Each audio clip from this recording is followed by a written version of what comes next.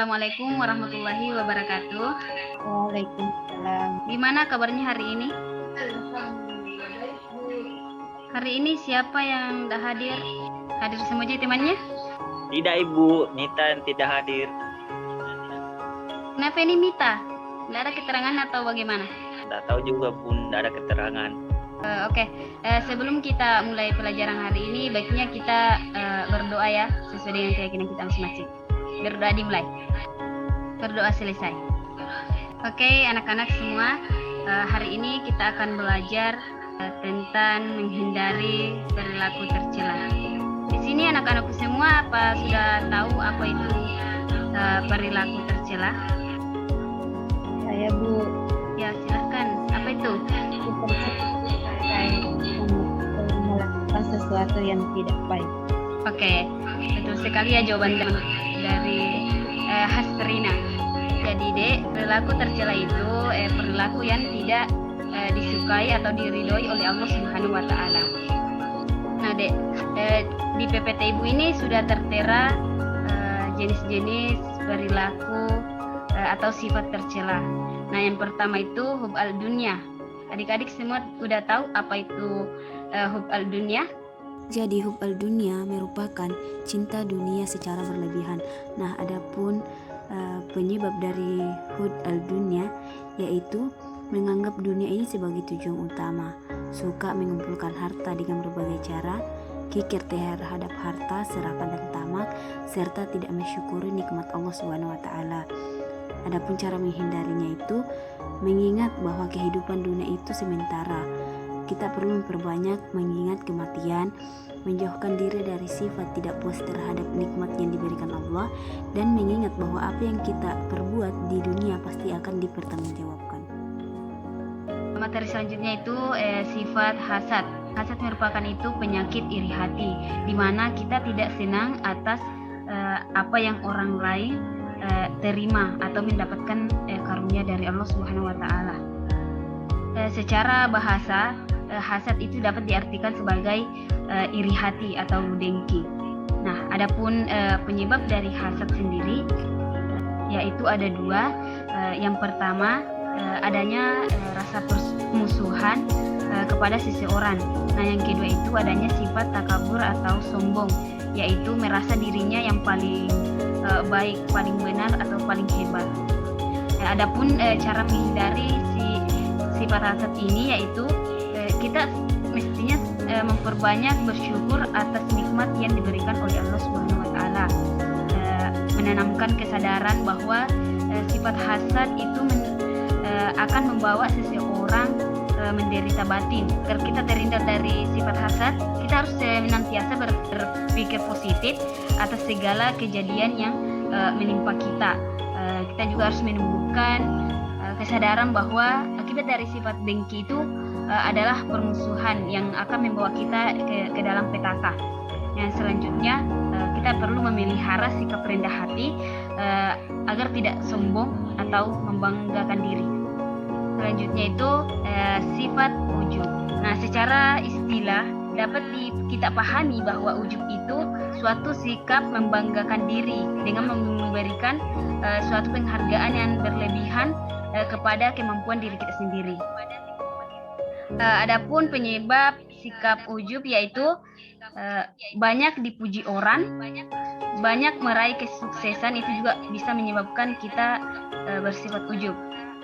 Kekuasaan, memiliki kesempurnaan fisik, serta mempunyai intelektual dan kecerdasan.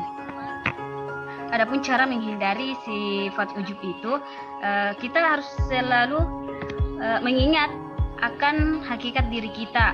Nyawa yang ada di dalam tubuh kita ini semata-mata hanyalah anugerah dari Allah Subhanahu wa taala. Kita juga harus senantiasa sadar akan hakikat dunia dan akhirat. Senantiasa menyadari bahwa sesungguhnya nikmat itu pemberian dari Allah Subhanahu wa taala, bukan semata hasil usaha kita sendiri. Kita harus selalu ingat itu. Selalu ingat akan kematian dan kehidupan setelah mati.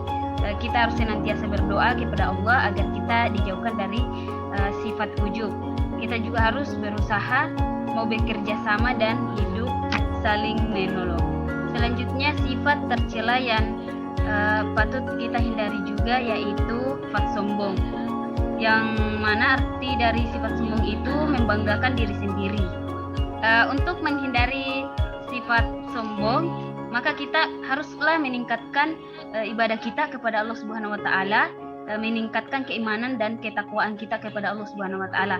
Serta kita juga harus menyadari dosa yang akan menimpa pada orang yang sombong. Kita harus mengganti dengan berperilaku tawadu, ikhlas dalam melakukan perbuatan serta menyadari segala kekurangan sebagai manusia. Kita juga harus menyadari bahwa hidup ini hanyalah sementara. Ada yang tahu penyebab sifat sombong? Saya Bu, Ya, Serina apa? kemungkinan orang merasa sombong karena merasa dirinya yang paling terbaik atau orang yang sempurna dan memiliki sesuatu yang tidak dimiliki orang lain. Nah, penyebab sifat sombong itu merasa paling banyak ilmunya, banyak harta. Itu yang bisa menyebabkan kita memiliki sifat sombong. Amal dan ibadah kita semasa hidup kita itu, kita merasa bahwa itu akan menyelamatkan kita sampai di akhirat. Sedangkan orang lain dianggap tidak selamat. Memiliki kelebihan fisik itu juga bisa menyebabkan kita menjadi sombong. Merasa apa yang diucapkan itu benar serta gila pujian. Nah, selanjutnya Dek, sifat ria. Ria itu melakukan amal kebaikan bukan karena niat ibadah kepada Allah, tetapi demi manusia dengan cara memperlihatkan amal kebaikannya kepada orang lain dengan tujuan supaya mendapat pujian dan penghargaan. Adapun penyebab dari sifat ria itu sendiri yaitu kita lalai akan dampak buruk ria.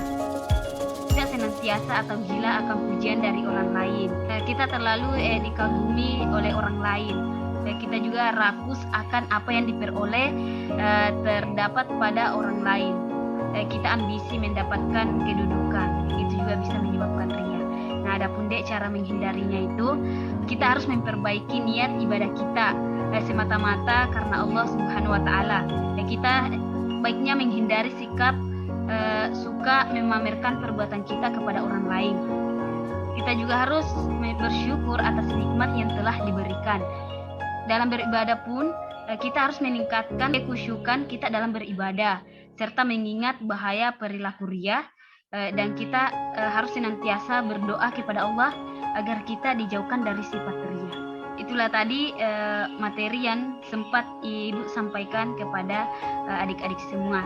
Sampai sini paham atau ada yang mau ditanyakan? Silahkan. Tabe, Kak, Sin bertanya. Pertanyaan saya di sini, Kak, bagaimana misalkan orang yang sudah terkena penyakit ria, dampaknya seperti itu? Oke, Dek. Jadi dampak dari ria itu nilai amalnya akan hilang. Mereka ini juga tidak mendapat manfaat di dunia dari usaha-usaha mereka dan tidak pula mendapat pahalanya di akhirat. Ria juga bisa menimbulkan pertengkaran bila ia mengungkit-ungkit kebaikannya kepada orang lain. Nah, sekiranya itu Dek dampak dari sifat ria. Yang lain ada yang mau bertanya? Saya Ibu, Hasrah, silakan. saya mau menanyakan tentang hasad Ibu. Kan tadi dijelaskan hasad atau disebut juga penyakit hati atau dengki. Apakah ada sifat hasad yang diperbolehkan Ibu? Oke, baik. Jadi kan kita udah tahu hasad itu seperti apa. Hasad itu iri hati atau dengki. Nah, sebenarnya Dek, hasad itu ada yang diperbolehkan. Semisal kita melihat orang berilmu yang berbagi ilmu dengan orang lain. Nah, itu kita bisa iri. Tapi irinya itu kita jadikan motivasi, begitu. Nah, ada juga hasad yang diperbolehkan itu kayak kita melihat orang kaya begitu yang memiliki banyak harta, kemudian mereka itu berbagi kepada orang lain. Itu hasad yang diperbolehkan. Sekiranya pahamnya sampai sini ya. Yang lain masih ada yang mau bertanya? Tidak ada, Bu. Oke, untuk itu Ibu akan Saya kasih aman, Bu. kuis. Udah tidak Nanti Ibu kirim lewat WA saja, WhatsApp. Nanti dikerjakan ya. Ya Bu. Kerjanya bagaimana, Bu? Nah, nanti kuisnya itu berbentuk link ya. Adik-adik semua mencocokkan sifat tercela dengan maknanya serta dampak-dampak dari sifat tercela. Ya Bu. Iya, Bu. Nah, sampai di sinilah pertemuan kita hari ini karena berhubung juga waktunya sudah sampai. Sebelum itu, baiknya kita berdoa bersama-sama. Doa dimulai. Berdoa selesai. Nah, itulah tadi pembelajaran kita hari ini. Saya akhiri diri dengan ucapan wabillahi taufiq wal hidayah. Wassalamualaikum warahmatullahi wabarakatuh. Waalaikumsalam warahmatullahi wabarakatuh. Terima kasih Bu. Oke, saya tutup ya anak-anak.